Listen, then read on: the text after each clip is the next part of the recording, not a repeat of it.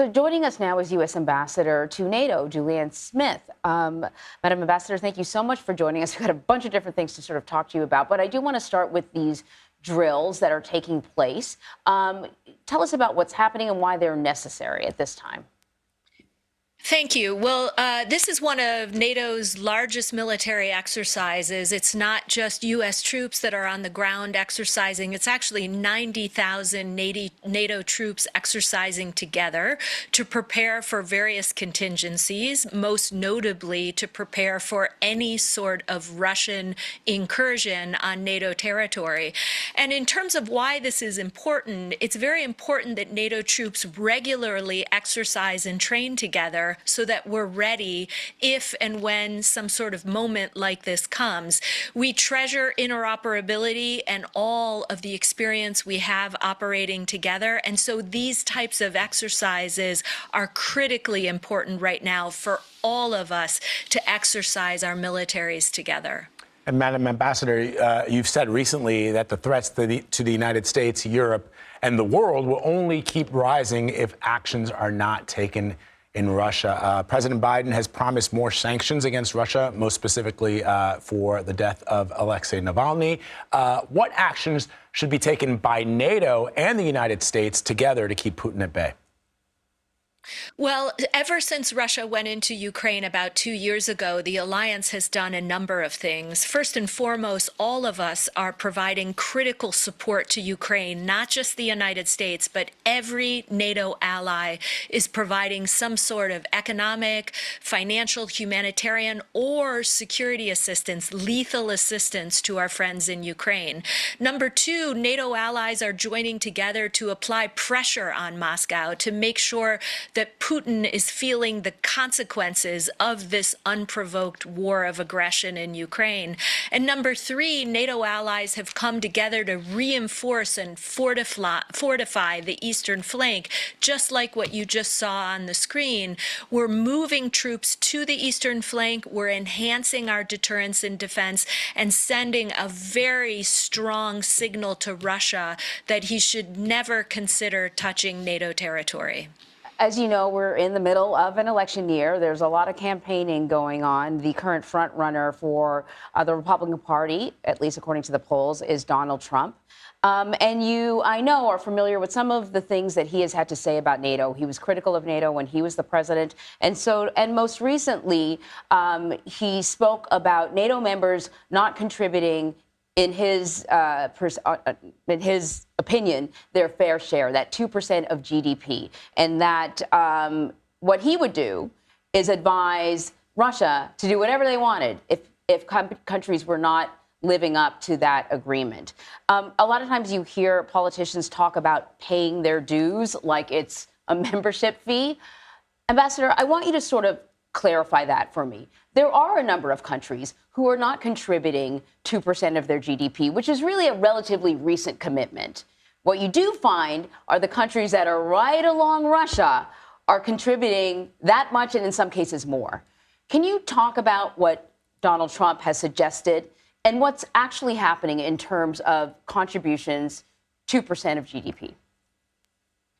I'd be happy to. So a couple of points on that. First and foremost, let me just say at the top, encouraging the Kremlin to attack NATO allies is irrational and dangerous. It puts U.S. soldiers and our friends in Europe, their soldiers, at risk and increased danger.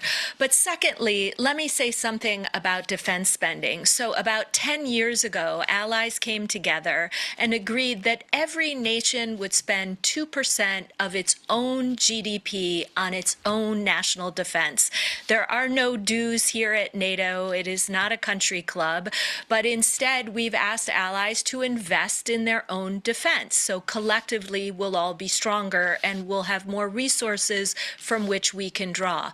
Over the last 10 years, we started with 3 countries spending 2% of GDP on defense. And over the last 10 years, we now have 18, and and we're on our way towards 20 and more in the months and years ahead. So we are well on our way to getting every member of this alliance to spend 2% of GDP on defense. This is a huge achievement for the alliance. It means that we're stronger together. It means that Europeans are stepping up. And also, I would note, the investments that Europeans are making in their defense often come in the form of buying U.S. weapons. Over the last 2 years, we've seen Europeans purchase $120 billion worth of U.S. weapons from 40 different states. So this is good news in terms of what Europeans are doing. It's good news about the investments that they're making and how it reflects back on our country and in the form of contracts for U.S. defense industry. But the bottom line is that allies are now making those investments that they need to, and we're all better for it.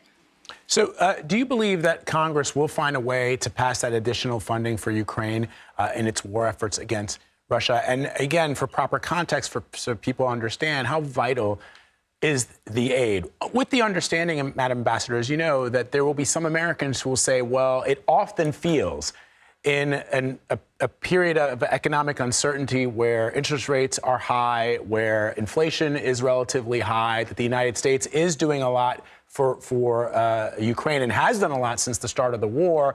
How much more can the United States be expected to give? But for the flip side of that is to explain to people how vital the aid is for Ukraine in its war against Russia. I can't stress enough how important this assistance is for Ukraine. They need the assistance now. Our friends and allies in Europe and Canada and even beyond those two regions are doing a lot. We've had a number of countries, Japan and South Korea, are also helping our friends in Ukraine. So this is a collective effort. 50 countries around the world are helping Ukraine right now with security assistance and other forms of assistance. But U.S. assistance is critical. It's critical because, as we've seen many times in our history, if you don't stop a dictator, they will ultimately keep going. The Ukrainians are fighting to defend their own territory, but they're also fighting to defend the values that we hold dear. And we need to stop Russia now in Ukraine, get the Russians out of Ukraine so they don't get any second thoughts about going further westward and moving into NATO territory. So in general, this is a partnership with many countries around the world. I want your viewers to understand Americans are not doing this alone, but U.S. leadership is critical, and the Ukrainians need our support now, not in 6 months, not next year, but right now. All right, Madam Ambassador, thank you so much for spending some time with us this morning. We absolutely appreciate it. Thank you.